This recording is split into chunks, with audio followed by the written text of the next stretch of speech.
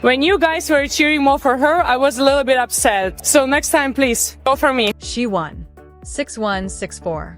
And the first thing she did after shaking hands at the net was walk to the microphone and tell the crowd how to cheer. Not in a joking way. Not with a wink. Aryna Sabalenka, world number 1. 3 titles already in 2026, a 25-1 record that honestly borders on absurd, looked at a packed Madrid crowd after a convincing win and said, "Next time, please go for me." When you guys were cheering more for her, I was a bit upset. Let that sit for a second. She had just won. Convincingly. And she was still bothered. That one sentence opened a door into something much bigger than a tennis match, and that something has a name. Her name is Alex Ila. To understand why that moment hit the way it did, you need to go back 4 days before that match. Both Sabalenka and Ila were in Madrid, but not on a tennis court. They were at the Laureus World Sports Awards at the Palacio de Bellas Arts, one of the most prestigious ceremonies in global sport. Sabalenka won Sportswoman of the Year and admitted, almost sheepishly, that she wanted to disappear from the stage the second her name was called. And then there was Ila. She walked that red carpet in a custom Filipiniana gown, a beige chiffon dress with a piña bolero, designed by her uncle Rhett Ila. She told the cameras, "I always had this dream that when I'm on a red carpet, I'll wear Filipiniana." The Laureus Awards felt perfect. That was not just a fashion choice. That was a statement. One player wanted to shrink from the spotlight. The other walked straight into it carrying an entire nation on her shoulders, wearing it literally. And that contrast did not stay on the red carpet. 2 days after Laureus, on April 22nd, Ila stepped onto the Aryna Sabalenka Stadium, the second biggest court at Kaja Magica, and she dismantled Anastasia Pavlyuchenkova 6-3, 6-3. Former top 15 player. Taken apart cleanly. But the score almost wasn't the story. Representatives from the Philippine embassy in Spain were sitting in the stands. Filipino fans filled the place with flags and chants that you could hear from outside the complex. And when Ila grabbed the mic for her post-match interview, she switched mid-sentence into fluent Spanish, and the crowd absolutely lost it. 3 words. "I love Madrid." That clip traveled everywhere within hours. The Filipino army had arrived in Spain, and they were not being quiet about it. So here is where the story takes a turn that still makes me angry when I think about it. 2 days later, for her second-round match against 19th seed Elise Mertens, tournament organizers scheduled Alex Ila on Court 5. Court 5. A minor outer court, a fraction of the capacity of the stadium she had just electrified 48 hours earlier. The fans who had flown from the Philippines, from across Europe, from the Americas, who had flags ready and chants rehearsed, who had shown up in numbers that forced a Philippine embassy delegation to attend, those fans found themselves physically squeezed into a space that was never built for a moment like this. Tennis had published an editorial about it directly. They said the scheduling decision gave Ila reasons to be annoyed. That might be the most polite way anyone has ever described something so obviously wrong. And Ila lost. 2-6, 1-6. During the second set, she got a time violation warning and she did not absorb it quietly. She walked toward the umpire's chair and said, "First of all, please let me speak. You need to give me a warning first." Even in that moment, on the wrong court, with everything stacked against her, she refused to be managed. She demanded to be heard. Now hold that image in your mind, because while all of that was happening on Court 5, Aryna Sabalenka was simultaneously playing on the Manolo Santana Stadium, the biggest court at Kaja Magica. Full house. Every seat taken. And she still walked off that court feeling like the crowd had not given her enough. Think about what that picture actually looks like when you lay them side by side.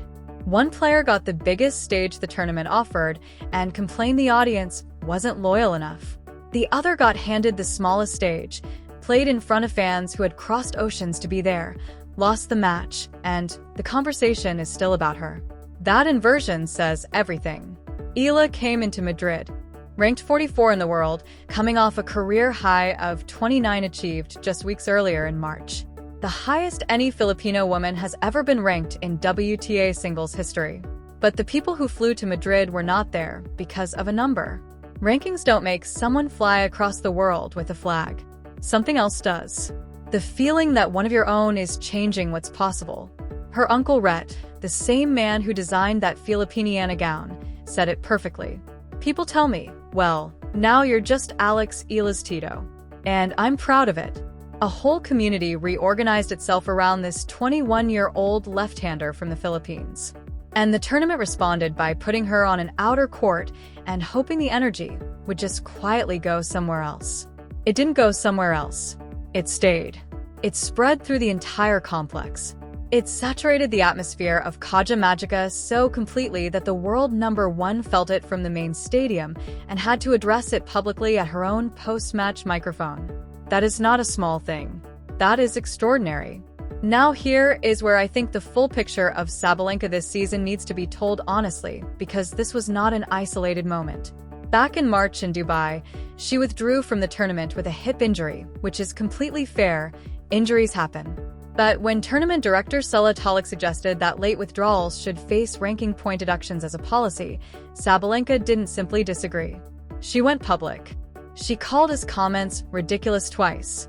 She said he didn't show himself in the best way. She said she wasn't sure she ever wanted to go back to Dubai. The player who threatened to boycott a tournament because a director questioned withdrawal timing is now the one telling a crowd they weren't loyal enough to her. The symmetry there is not accidental. It is a pattern.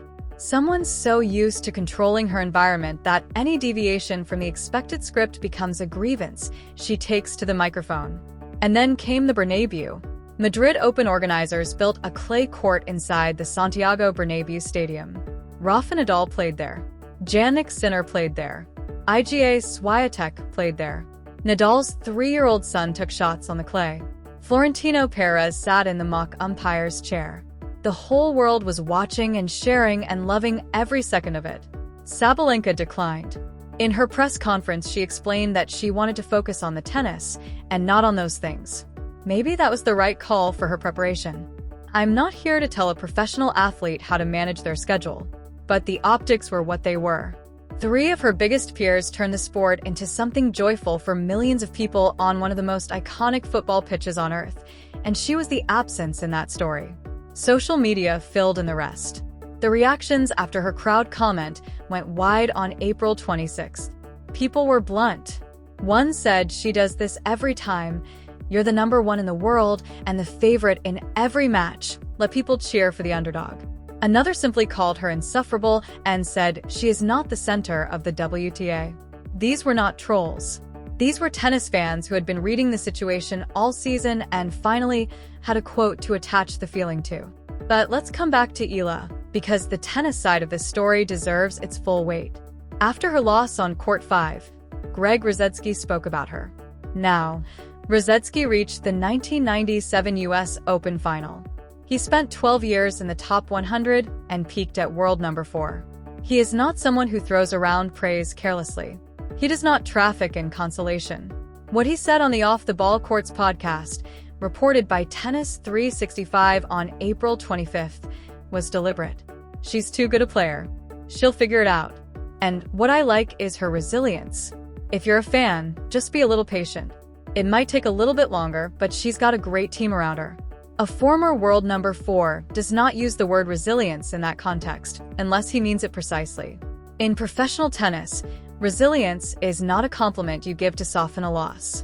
It is the quality that separates careers that quietly fade from careers that build into something historic. Rusedski was not managing expectations. He was flagging a player he believed in on a specific level. The kind of level that outlasts bad draws and wrong courts and the pressure of carrying a nation. Now, about what comes next. After Madrid, Ila moves to the Catalonia Open, where she enters as the 6th seed. Then the Italian Open, a WTA 1000 event on a global stage. Then Roland Garros in Paris, her second career Grand Slam main draw. And every single one of those venues is going to face the same question Madrid failed to answer cleanly. Where do you put a player whose fan base is bigger than her seed? Because the Filipino army is not traveling to Rome for a holiday. They are not going to Paris for the sightseeing. They are going because she's going. And the crowds they bring with them, the energy they generate, The way they saturate an entire tournament complex so thoroughly that the world number one can feel it from the main stadium, that is not going away. It is growing. And consider this. Sabalenka faces Naomi Osaka in the round of 16 in Madrid. Osaka brings her own enormous fan base, massive Japanese support, deep Pan-Asian cultural resonance.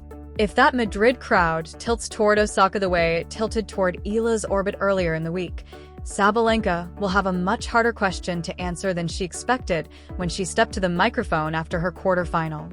Maybe Madrid isn't uniquely disloyal. Maybe she has just been asking the wrong question all season. The loss on Court 5 was not close. It was not a match that required deep analysis to understand. 2-6, 1-6, clear and complete. But Ila did not disappear into it. She is still competing in Madrid doubles alongside Zeynep Sanmez against the number 2 seeds. She stood at that umpire's chair in the second set of a match she was losing badly, on the smallest court in the draw, with the wrong crowd size and the wrong setting, and she still looked the official in the eye and said, "Please let me speak." That is not stubbornness. That is not poor sportsmanship. That is someone who knows exactly who she is and refuses to be diminished by circumstance. She wore a Filipiniana on the glorious red carpet as a declaration. She went viral in a Madrid stadium speaking Spanish.